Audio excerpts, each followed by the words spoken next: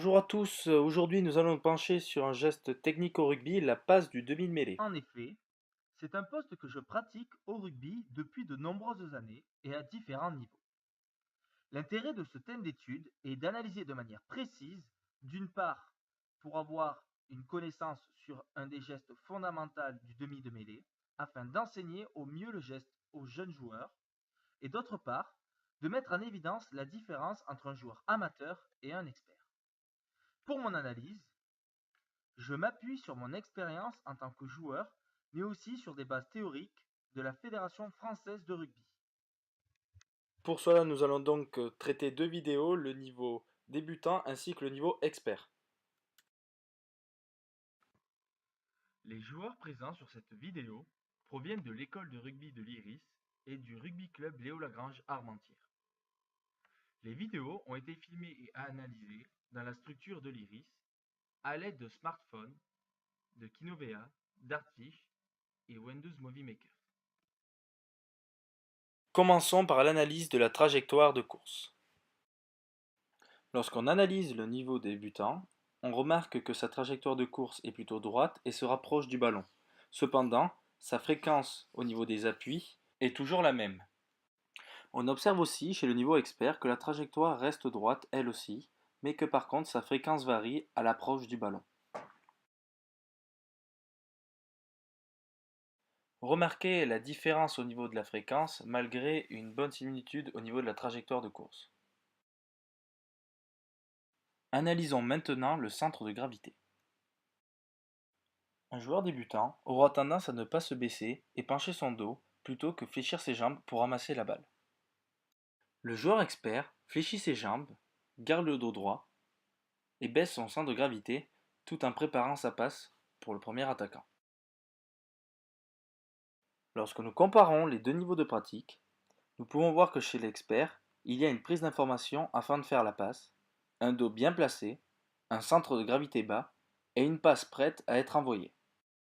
Penchons-nous maintenant sur l'analyse du placement des appuis. Chez l'expert, son pied d'appui sera placé proche du ballon et son pied directeur sera placé à peu près à 1 mètre de son pied d'appui.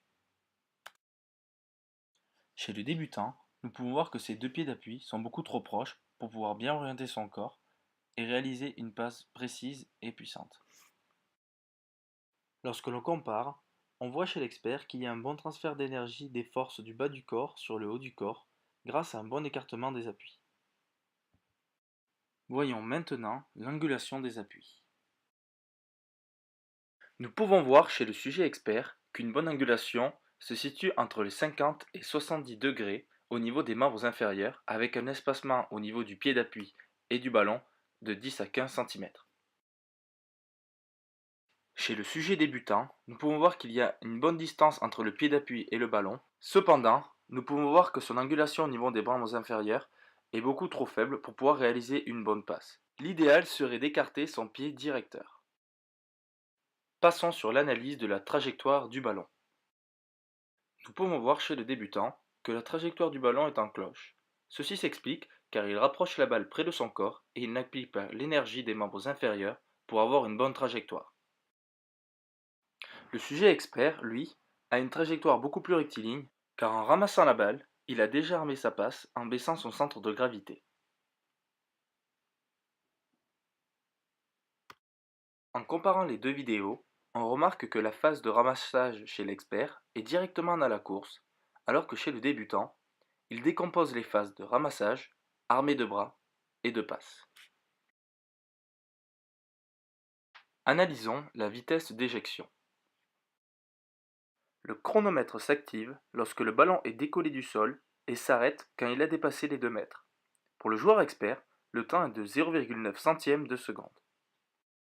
Chez le sujet débutant, nous pouvons voir que le temps est beaucoup plus grand dû à la décomposition des phases de la passe. On est proche alors de 1,5 secondes sur 2 mètres, soit 0,6 secondes de plus que l'expert.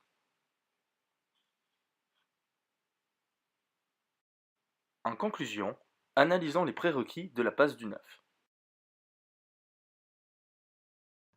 Nous pouvons voir que les paramètres requis sont une trajectoire de course optimale, un centre de gravité bas, un placement des appuis vers son partenaire, une angulation des appuis plus grand, une trajectoire du ballon sur l'autre joueur, et enfin, une vitesse d'éjection plus rapide chez l'expert.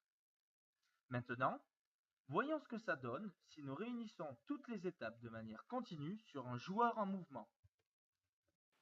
Il doit tout d'abord arriver en fréquence sur le ballon, tout en prenant l'information sur les deux côtés de jeu. Ensuite, il doit avoir un centre de gravité bas, un placement des appuis, des mains sur le ballon et le regard orienté vers la cible.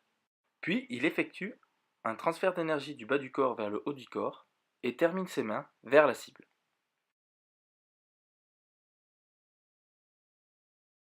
Mais alors, quelle remédiation peut-on apporter pour améliorer la performance du débutant? Penchons-nous sur deux exercices. Le premier consiste à réussir la passe des deux côtés. Pour cela, le joueur devra anticiper sur le bon positionnement des appuis, prendre l'information avant d'arriver sur la balle, être bien fléchi sur ses jambes, basculer son équilibre vers le pied avant et terminer son geste sur le premier attaquant. Le deuxième est spécifique pour le haut du corps. Comme lors du premier exercice, le joueur devra prendre l'information pour être précis avant d'envoyer le ballon à son partenaire. Il devra bien effectuer une rotation du buste pour être orienté vers le premier attaquant, tout en terminant son geste sur lui. Voilà, merci de votre attention. J'espère que cette vidéo vous a permis d'en savoir un peu plus sur la passe du demi de mêlée.